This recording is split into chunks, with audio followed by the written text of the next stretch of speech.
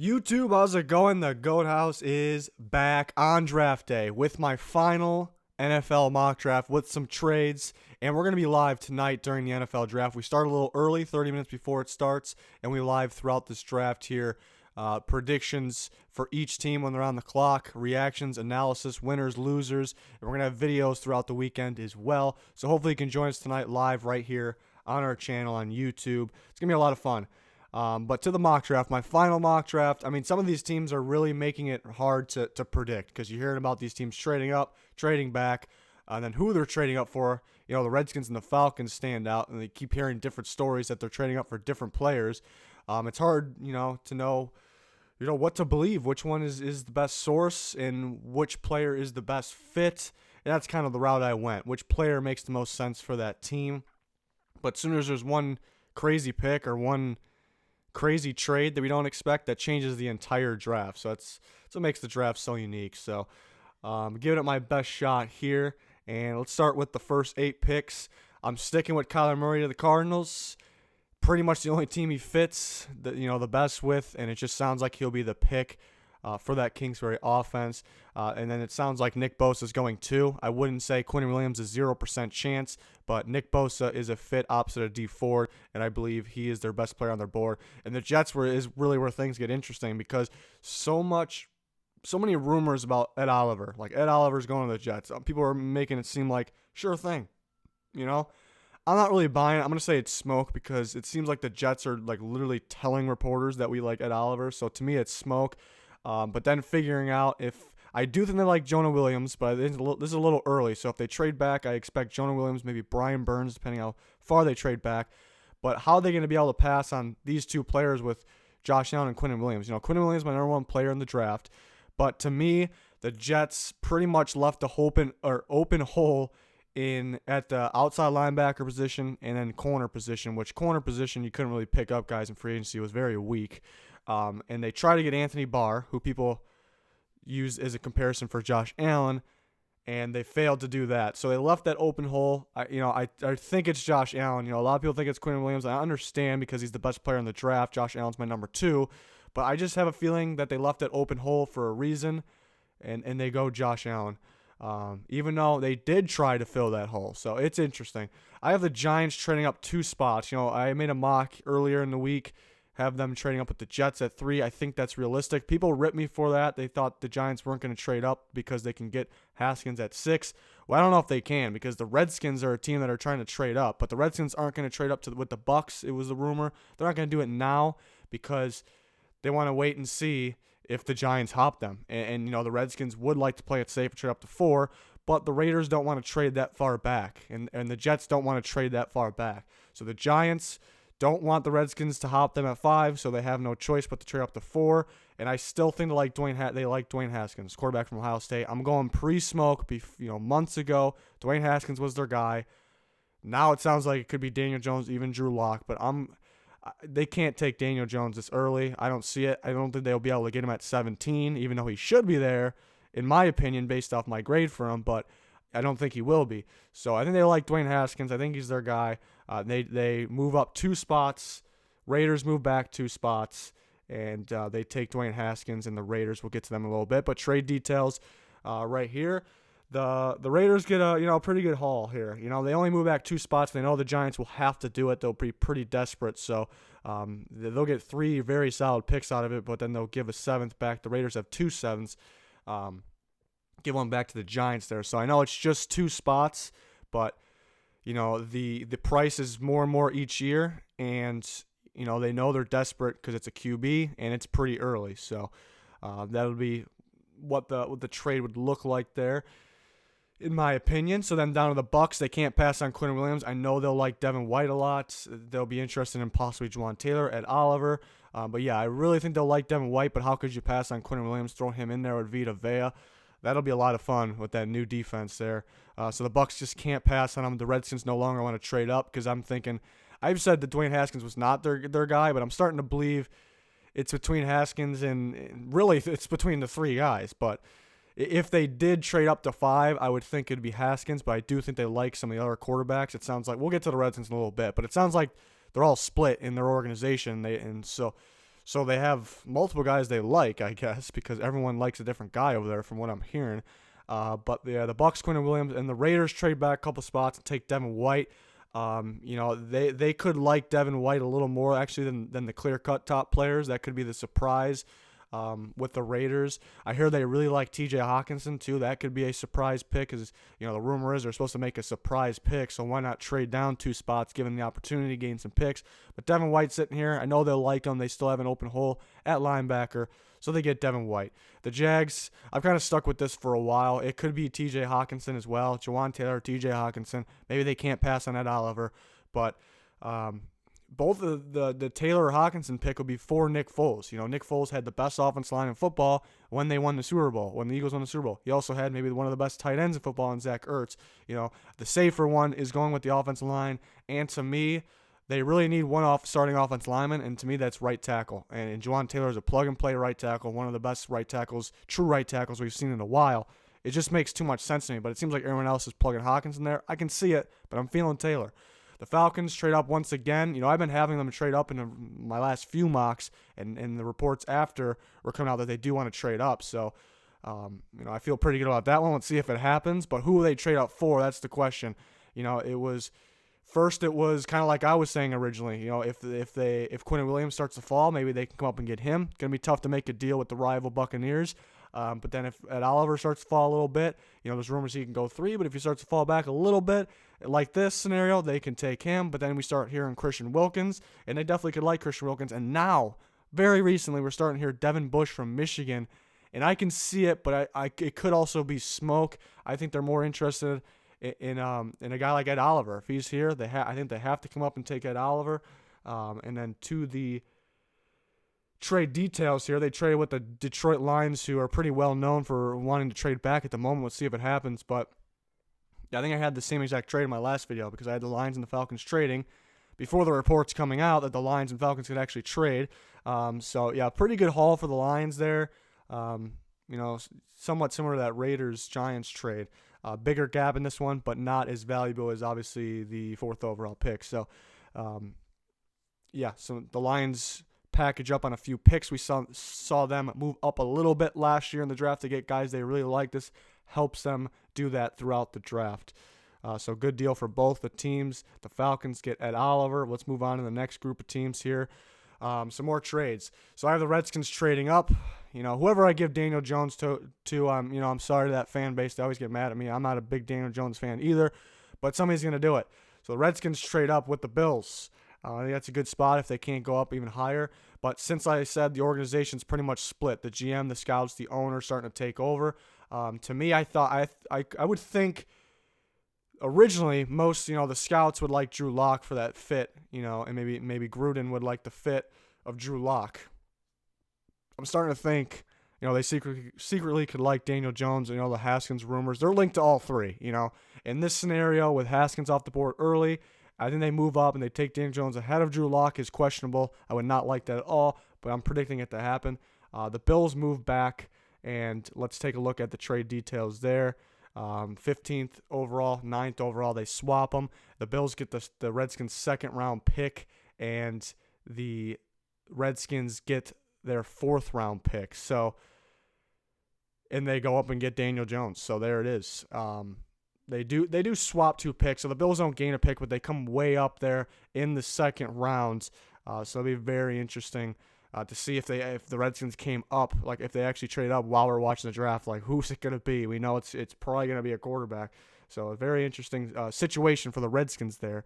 And then moving on here, we got the Broncos. I have taking Drew Lock. That could be Devin Bush as well, but with Drew Lock sitting here at 10, I don't think Elway can pass on him. The Bengals could go Bush as well here, but Jonah Williams still on the board. Expected him to go top 10 before, so he's still on the board. They need another offensive lineman. They take Jonah Williams, and the Packers get Devin Bush to pair with Martinez, and then Bush brings some other abilities to the table too, like pressure to the quarterback, so that helps them out a lot.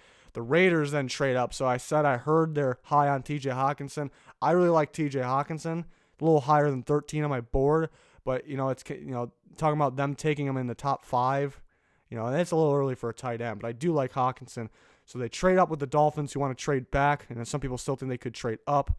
for a quarterback. I think they trade back, and here's the details. The Dolphins, they swap 13-24. Dolphins get the Raiders' second-round pick, which is very early, and then the Dolphins get a 7th rounder. The Raiders have 2 of those. I think they traded both of them by now in this scenario. And then the Raiders will get a 5th round pick, though, in return, because that 2nd round pick's pretty valuable there. So good deal for the Dolphins for moving back. Raiders come up and get their guy, much needed guy, in a tight end in TJ Hawkinson. So then we had the Lions moving back already. They take Christian Wilkins, too good to pass this point. I'm hearing this is the latest he'll go. This could be a number of different players. Could be Greedy Williams, maybe a little early from what I'm hearing. Christian Wilkins, the pick here from Clemson. The Bills, I had the Bills taking DK Metcalf, receiver Ole Miss. I'm kind of going back to, they trade back, they get the picks, and I'm kind of going back to, around the combine, the Bills were heavily linked to him. And, now we're in smoke season. Metcalf, supposedly, he's dropping, but there's 32 teams, and all it really takes is one team. And I think there's going to be multiple teams. They're going to fall in love with this freakish guy, his size and athleticism. We've seen it happen over and over again. All it takes is one. I guess it's hard to pick 1 out of 32, but again, I think it'll be multiple teams. I think it'll be multiple teams that will be in love with a guy like DK Metcalf. I'm going to say the Bills here because they trade back, and there's rumors they're going to trade back, and it could be for a guy like that because they know some of these other teams ahead of them aren't going to take him. So they get that receiver, definitely a threat with Josh Allen. So and they gain picks, so I like that. The Panthers take Andre Dillard, offensive line in Washington State. If Jonah Williams starts to fall like he did, they'll probably try to trade up to secure him. If the Broncos do not want to take Drew Lock or Devin Bush, then it could possibly be with the Broncos to hop the Bengals. But Andre Dillard is a plug-and-play left tackle for the Panthers. They need to protect Cam. I know they need pass rush. They need defensive backs, but they need to protect Cam. They can't have their MVP caliber quarterback getting hurt anymore. So they need to protect him. That's the route I think they go. I really do. And then the next picks here, we got the Giants taking Brian Burns. He fell to them here. He fits their defense. They need a pass rusher. He could possibly go earlier. He's linked to some teams up much higher. I think he's at 10 on my big board. I'll be releasing my big board in position rankings today, like 2 links for those so you guys can have those ready for the draft. But Brian Burns is higher than 17 on my board, but it's possible he can be here. The Vikings go Cody Ford, can play tackle or guard for them. The Titans go at Marquise Brown, receiver from Oklahoma. From what I've heard, they really like Drew Lock, but Drew Lock's gone. They're not going to trade up for another quarterback. But from what I've heard, it's either Christian Wilkins, Brian Burns, Marquise Brown, and two of the 3 are gone. Marquise Brown's still here. And that's what they need. They need to score more points. They need to make that offense a little more dangerous. I think Mariota with Brown would be pretty darn good. The Steelers take Rock Ya-Sin, cornerback from Temple. I did a video yesterday about rumors, and are they facts or smoke? And one of the rumors was Rock Ya-Sin to be the first quarterback off the board, and I said smoke. I completely changed my mind, as you can see on that. I'm really starting to believe it. Is he my number 1 corner? He's not, but I'm starting to believe it. I heard Mike Tomlin. I've actually heard this a while ago, so it's not like in smoke season, that Mike Tomlin really likes Rock Ya-Sin. They get along with their meetings. So the Steelers go with the Temple corner there at 20. So apparently every team's split on their top corners, but I heard most teams have Rock Ya-Sin at the top. People like his attitude, and his background. So that grows on coaches and scouts and in front, everybody in the front office. Seahawks go Rashawn Gary, too good to pass here, but he does have a slight injury concern, so I think he drops a little bit, but the Seahawks would definitely love to have him replace Frank Clark over there. The Ravens go N'Keal Harry, receiver, Arizona State. This was right before I recorded. I made this switch just because of a feeling of mine. I talked about Marquise Brown, I think is their number 1 target at receiver, and I think A.J. Brown fits really well as well in their quick offense. Need a guy that can get separation real early. But N'Keal Harry, to me, he fits everybody. He's a do-it-all receiver, and that's why I like him so much. And I moved him up here. I'm like, there's rumors that he could actually jump out of the first round. And I've had it in a recent mock just because I've heard it. But the day of the draft, I'm saying to myself, is this guy really going to drop out? There's no way, because there has to be teams out there that see what I see here, and he's a safe pick. He has everything.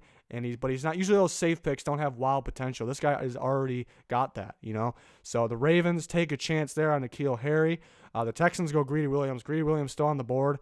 So I think they have to take him. A lot of good offensive linemen off the board. Could be Dalton Risner, but Greedy Williams, they take him. They need a corner just as bad as they need an offensive line. So they grab Greedy here. The Dolphins trade back at Dexter Lawrence, defensive tackle Clemson. I originally thought he would go higher in this. He still can. I like Dexter Lawrence a lot. He's in my top 10 elite run stopper and has pass rush abilities, in an NFL program. Brian Flores here can get it out of him. The Dolphins would love to have him. They could also go offensive line here, but instead they go at the too good to pass here in Dexter Lawrence. We're moving on to the next picks here. Garrett Bradbury, the Eagles, I'm sticking to that. I think it's a must-have guy for the Eagles. I'm talking about Jason Kelsey playing hurt this year, thought about retiring. He's sticking around, but for how much longer? They also need a left guard right now. Bradbury can play that left guard. He has experience there, and he can take Kelsey's spot at center. You don't see a center like this every day, so the Eagles take him. The Colts get Montez Sweat. Interesting one because we haven't really seen this in a mock, but definitely too good to pass, and he can. I know some teams actually scratched him off their board completely, apparently, because of heart condition, which I think is ridiculous because he passed at the combine. He was able to work out there, and they've never been afraid to not, to have people sit out of the combine. So I'm good with Montez Sweat, another top 10 player. Colts would not be able to pass. And look at the type of guy, the type of edge rusher he is, too. That's what the Colts are looking for. They already brought in Justin Houston, similar style there. And they tried to trade for Frank Clark apparently, but didn't want to, pay him all that much money and give up a first-round pick. Good for them, and they get Montez Sweat here. The Raiders take Clelin Ferrell. They get their pass rusher here. He drops a little bit, but a heck of a player. The Chargers get Jeffrey Simmons. I'm kind of sticking to that. Could be corner, could be offensive line. It's the most complete team in football, I believe, at the moment, so they can afford to do this. The Patriots trade up with the Seahawks. Yeah, we believe the Seahawks will trade back at least a little bit. Could trade back in the second, gain more picks, but they gain a pick here. And the Patriots have to trade up ahead of the Packers to get Noah Fant, their not new tight end, with Gronkowski gone. Trade details, the Seahawks get a third rounder. Pretty much they swap and they get a third rounder. Pretty good deal for moving back 3 spots, but they know the Patriots will need to do it. So pretty good deal there. I think the Patriots have a couple third rounders, be the later one there. So back to the mock. Noah Fant. The Packers go Chris Lindstrom. They need some offense line help. Lindstrom is getting a lot of first-round buzz. He'll play guard for them. The Rams go Dalton Risner, a guy that can play guard for them right away, but eventually slide out to tackle when they need that because he can play both. They lost Saffold at guard, but Whitworth does not have a whole much more in him. He's very good still, but how many years does he have left? That's the question. Seahawks trade back to 32. He went over the details. They get Byron Murphy, cornerback from Washington there. So that's a Seattle-type cornerback for them. I think maybe too good to pass at 32. Even though he's in my big board, he's around that range anyways, but they'll definitely like to have him. And a third cornerback off the board, and it's not DeAndre Baker. Rock Ya-Sin kind of shook everything up there. So now we're on to the second round. For my last one, I didn't change a whole bunch. So let's take a look. A.J. Brown falls to the second round. He's a first-round talent, in my opinion. The Cardinals grab him. DeAndre Baker, the cornerback from Georgia, goes to the Colts there. They definitely need another corner, and they grab a good value pick here. Now, you might ask, how do the Cardinals have the Raiders pick? Well, it's because we had first we'll show the deal here. It's the Dolphins trading with the Cardinals for the Josh Rosen trade, obviously. So I think the Dolphins trade for Josh Rosen. The Cardinals receive a second and a fifth, but why do they have the Raiders second-round pick? Well, it was because in this trade, I had them. So a little bit of a bold prediction. If this happens, that would be pretty crazy, but I was feeling it here. But so the Dolphins keep their second rounder. The second rounder they get from the Raiders is for Josh Rosen. So that deal even looks way better for the Dolphins because they keep their second round and they get their quarterback out of it basically in the second round. So that would be impressive, and we'll see if it happens. It's pretty wild, though, if it happens. There it is, Josh Rosen to the Dolphins. Cardinals get a second and a fifth, and I haven't taken Jerry Tillery. They need D-line with passing and Quinnen Williams in the first. Jerry Tillery, too good to pass here. Niners go Paris Campbell, receiver at Ohio State. Brings some more to that Shanahan offense. A little dynamic receiver here. Can do multiple different things. Very speedy, very athletic. The Giants take Titus Howard, who's also getting some first-round buzz at Alabama State. He has experience at right tackle. He improved actually moving to left tackle, but the Giants could use a right tackle. He can help them out there. Jags take Hakeem Butler. They need that style receiver for Nick Foles. They're lacking that type of receiver. The Bucs get Josh Jacobs. The Raiders don't have the pick over here anymore. They get Josh Jacobs. There's talks about him going first. I can see it, but I'm kind of banking on the running backs. They're kind of losing value because they're the running backs, and people know they can get guys maybe mid-round, late-round, undrafted. The Bills go Eric McCoy. He's a center/guard. They'll play him at guard. A lot of upside. He can actually go first round as well. Next few picks, and the Bills and the Redskins did do a trade. We had them doing a trade, but I ended up making it. I should have made that more clear. A 2020 second-round pick. The Bills could also get more in return in that one as well. Maybe some mid to late round picks on this. So apologize for the confusion. Last second final mock here, but the Broncos go Julian Love at corner from Notre Dame at the top. This makes a lot of sense to me because the whole Chris Harris thing. They're saying that Chris Harris could be dealt. There's a dispute with him and the staff, and Julian Love is the closest thing to Chris Harris in this draft. So Fangio would like to have him in there, but also somewhat similar is who they brought in from the Bears was Bryce Callahan. Vic Fangio brought him over with, and he's somewhat similar as well. But those are the types of corners that Fangio likes over there. The Bengals go Mac Wilson. They need a linebacker. They passed on Bush in the first round. Lions go Irv Smith Jr. Need a tight end. Too good to pass here. I stuck with the Packers taking Taylor Rapp. He's my number one safety. And it's really not that close, honestly. There's some other good safeties, but I really like Rapp. The Packers pairing him with Amos would be scary. The Falcons go Jonathan Abram, safety from Mississippi State. He could be on the field with their current two safeties at the same time. He's more of a box player. There's rumors they want a linebacker like Devin Bush, very possible, but Abram almost acts as a linebacker, so Dan Quinn can have some fun with this. Deebo Samuel or the Redskins. This very well could be the Bills' pick depending on that trade. Didn't want to change the order a whole bunch because then you start getting a little messy. But Deebo Samuel would be an excellent pick right here. The Panthers take Ja'Kai Polite, edge rusher from Florida. Too good to pass this point. He has first round traits as a pass rusher. Panthers get a lineman and a pass rusher. Pretty good haul so far. The Dolphins keep their second round pick. They take Caleb McGarry for their offensive line. He can play right tackle or slide into guard. I like him at right tackle early on in his career. I've been having Juan Thornhill to the Browns for a while here. To me, he's a fit. He's a very good Jabril Peppers replacement with even more, all-around athleticism. Jabril Peppers is pretty athletic, but Thornhill can help him at safety, can help him at corner. It makes a lot of sense to me. Vikings go Charles Omenihu, defense lineman in Texas, and they slide him in, and he takes that Sheldon Richardson role, but he can really get after the quarterback from that spot. They'll like him a lot here if he's available. Titans take Elgin Jenkins, offense lineman Mississippi State. He's actually getting some first-round buzz as well. I feel more comfortable in the second. Titans need a guard right now and maybe a center for the future. Jenkins has experience at both. Sierra's getting Nasir Adderley to pair with their other pick, Rocky Sin there, corner safety in rounds 1 and 2. Adderley's that playmaker they're missing at the safety position. They get Edmonds last year, more that lockdown, run-stopping type safety. The Eagles grab a safety as well, Darnell Savage. They seem to be pretty high on him. Future safety there. They do have pretty good depth at the position, but they could get better in the early rounds there. Texans get Greg Little, who also could be a first-round pick, but he ends up down here, so we're seeing how good this draft class is. So Texans grab him at 54 after passing offensive line. This is a damn good haul for the Texans if this happens. They get greedy. They get Greg Little and Jalen Ferguson. They need pass rushers. Ferguson out there fits their team. That'll be a damn good haul. Patriots go L.J. Collier. It's their type of D lineman. They can move him around at DN, D tackle, whatever they want. He's very similar to Charles Omenihu in my opinion, and they both are Big 12 defensive linemen. So Patriots grab him there. And then the last picks here, the Eagles grab Yanni Kajus, offensive lineman, West Virginia. We had him getting an interior guy, guard/center out of Bradbury. They need a tackle of the future with Jason Peters coming close to retirement. Yanni Kajus could be that guy. The Cowboys can go with a number of different safeties or tight ends or even D linemen here. I went Chauncey Gardner-Johnson. He can play free safety and also can play in the slot. The Colts grab a receiver in Calvin Harmon, receiver from NC State. Best body control near the sideline in the draft. The reason he's not going earlier, not crazy athletic and not super good inside the numbers, but has the ability to do so. The Colts will like this type of guy outside. The Chargers go Joejuan Williams, cornerback Vandy. He's got a lot of potential. I like Joejuan a lot. Big, just about 6'4" corner.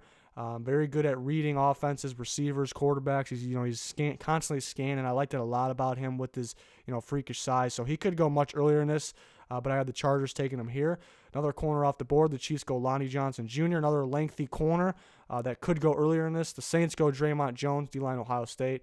I don't really see this a lot in mocks. I know they're very high on Blake Cashman too, I saw, but Draymond Jones being here, maybe too good to pass. The Chiefs grab a safety now, and Deontay Thompson pair him with Matthew, the very rangy safety out of Alabama. And the Patriots go with Jay Sternberger, the tight end from Texas A&M. So they get 2 tight ends here. Yes, they get 2 of them. Would not be surprised if they did that. Noah Fant and Sternberger. That would be pretty wild, actually. But I think it's possible here because they can use them in multiple different ways. You basically need 2 of these guys to replicate Gronk. And Noah Fant, actually can line up on the line better than people think, and Sternberger kind of be that slot guy. So I can see them using them both at the same time. We've seen the Patriots try to do that. They're always picking. I know they got Safarian Jenkins, the bigger tight end, but it was kind of a last-second thing just in case we can't get some of these guys. So the Patriots always tried to do this. Gronk, and they drafted somebody else in the same draft, obviously. They tried to have the best tight end duo, and they would have had the best tight end duo in football. So I can see this happening. It's kind of a bold prediction. I know Patriots fans probably won't agree. Most people probably won't agree. Maybe it's a long shot. But in terms of value, too, with the 64th pick, a lot of good value off the board, and Sternberger's still here. It would not surprise me one bit. So we'll see. I have a couple bold predictions in here. I'm just hoping I get some of those right because that'd be pretty wild. But it's why the NFL draft is so great, unpredictable. We all get surprised every year. We know it's coming, but we still get surprised. So love the NFL draft. Hopefully you guys can join us for the live stream tonight. It's going to be a lot of fun. Myself and some of the other guys, we're going to have post-draft videos throughout the whole every day of the draft. We'll be talking a lot on Twitter post-day 1 about each pick, which picks I like, which picks I don't like. So give us a follow there. It's in the bottom right. 20K is our subscriber goal. Support's been great. Like button, notification button, all much appreciated. Again, we're live tonight, 6:30 p.m. Central. That's 7:30 Eastern. The draft will start 30 minutes after that. We'll be live through that. Predictions, reactions, analysis, winners, losers. Whole bunch of fun. I cannot wait. Best day of the year for football fans, unless you're the Patriots, because the best day of the year is when you win the Super Bowl every single year. But that's going to do it for this one, everyone. Thanks for watching. Thanks for all the support. Cannot wait for tonight. Please join us. That's going to do it. Goodbye.